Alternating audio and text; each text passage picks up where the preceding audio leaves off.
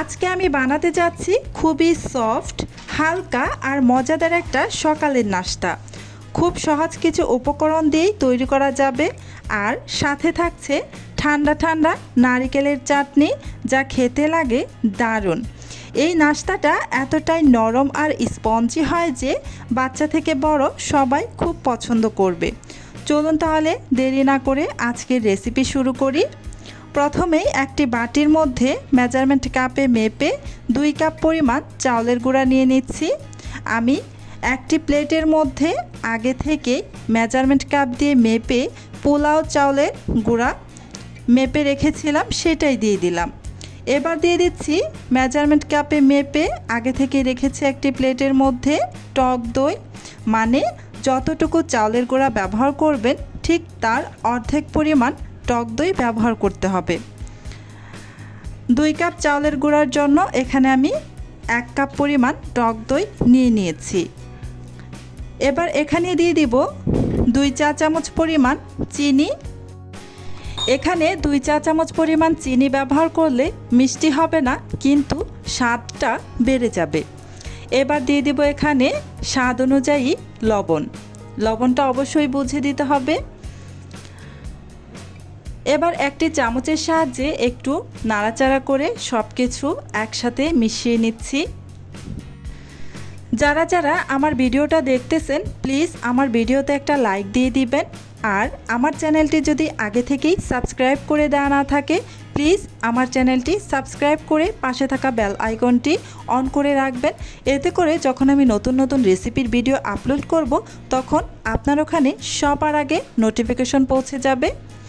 এবার এখানে অল্প অল্প করে নর্মাল পানি দিয়ে একটা ব্যাটার বানিয়ে নিব। একদমই থকথকে ঘন ব্যাটার, পাতলা করা যাবে না। অল্প অল্প করে পানি দিয়ে এই যে আমি ব্যাটারটা বানিয়ে নিচ্ছি। খুব বেশি কিন্তু পানি দিচ্ছি না, খুবই সামান্য করে পানি দিচ্ছি আর নেড়েচেড়ে মিশিয়ে নিচ্ছি।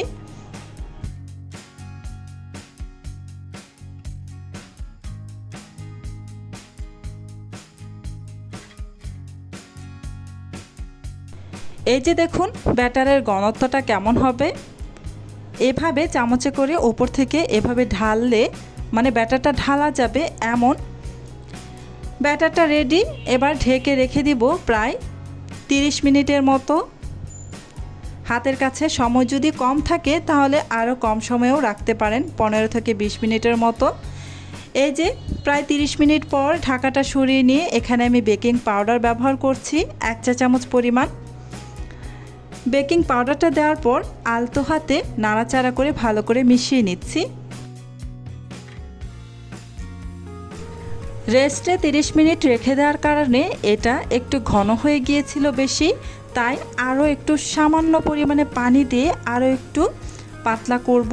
মানে খুব বেশি পাতলা না, আপনারা দেখে নিশ্চয়ই বুঝতেই পারছেন ব্যাটারটা কেমন রেখেছি আমি। এই যে ঢালা যায় এমন। এবার একটি ছোট বাটির মধ্যে সামান্য একটু তেল নিয়ে ব্রাশ করে নিচ্ছি খুব ভালোভাবে।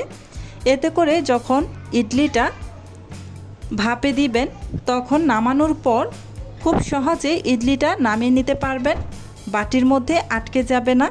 সেই জন্যই আমি তেলটা ব্রাশ করে নিয়েছি। এবার এখানে আমি কিছুটা ব্যাটার দিয়ে দিব এই বাটির মধ্যে।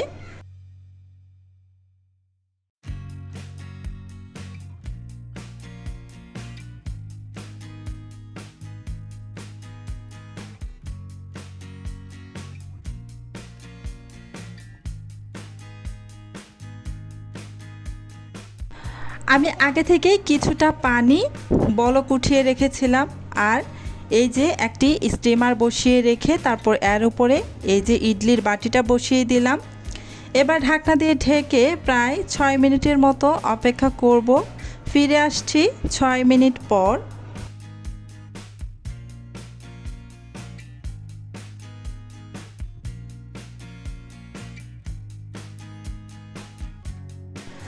6 মিনিট পর ঢাকাটা আমি উঠিয়ে নিয়েছি। এই যে দেখুন উপর থেকে একটু ফাটা ফাটা ভাব চলে আসছে, তার মানে এটা হয়ে গেছে।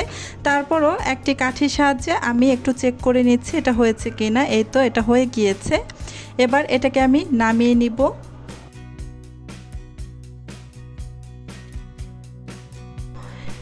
এই যে নামিয়ে নিয়েছি। এর অতিরিক্ত গরম ভাবটা চলে গেলে এটাকে একটি ছুরির সাহায্যে চারপাশ থেকে এই যে এভাবে একটু ছাড়িয়ে নিচ্ছি। ছুরির সাহায্যে যদি চারপাশ থেকে এভাবে একটু ছাড়িয়ে নেন তাহলে কিন্তু এটা খুব সহজেই উঠে আসবে।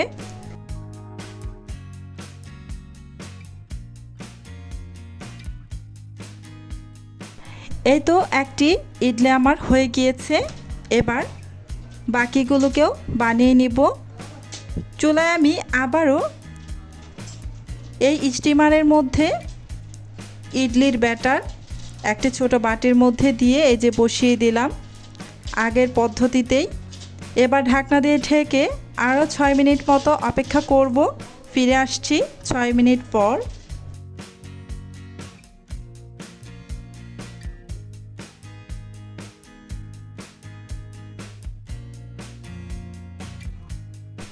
এই তো এই ইডলিটাও হয়ে গিয়েছে। এটাকেও একটু চেক করে নিব। একটি কাঠির সাহায্যে আমি চেক করে নিচ্ছি। এই যে এই ইডলিটাও কিন্তু হয়ে গিয়েছে। সেমভাবে আমি বাকি ইডলিটাকেও ভাপিয়ে নিব। এই যে আমি আবারও একটা বাটি বসিয়ে দিয়েছি, ঢাকনা দিয়ে ঢেকে দিচ্ছি। ইডলিগুলো আমার তৈরি করে নেওয়া হয়ে গিয়েছে। আর ইডলির সাথে খাওয়ার জন্য অবশ্যই আপনারা নারিকেলের চাটনি ব্যবহার করবেন। নারিকেলের চাটনির সাথে এই ইডলিটা খেতে অসম্ভব ভালো লাগে। আমি এই নারিকেল চাটনির রেসিপিটা পিন কমেন্টে লিখে দিব, আপনারা অবশ্যই সেখান থেকে রেসিপিটা দেখে নেবেন। আলহামদুলিল্লাহ, একদম নরম তুলতুলে আর স্পঞ্জের মতো ইডলি তৈরি হয়ে গেছে। নারিকেলের চাটনির সাথে খেতে সত্যিই অসাধারণ লাগে। আপনারা অবশ্যই বাসায় একবার ট্রাই করে দেখবেন। যদি রেসিপিটা ভালো লাগে তাহলে ভিডিওতে একটা লাইক, কমেন্ট আর শেয়ার করে দিবেন। আজকের মতো এখানেই শেষ করছি। আল্লাহ হাফেজ।